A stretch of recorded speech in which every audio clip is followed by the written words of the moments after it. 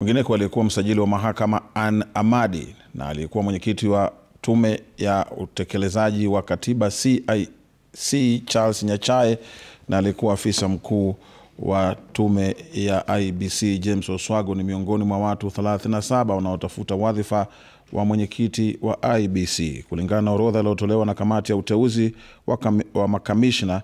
Wengine waliowasilisha maombi ni pamoja na mwenyekiti wa bodi ya kampuni ya Kenya Power Joy Mdivo, aliyekuwa katibu wa bunge la kaunti ya Nairobi Jacob Ngwele, miongoni mwa wengine.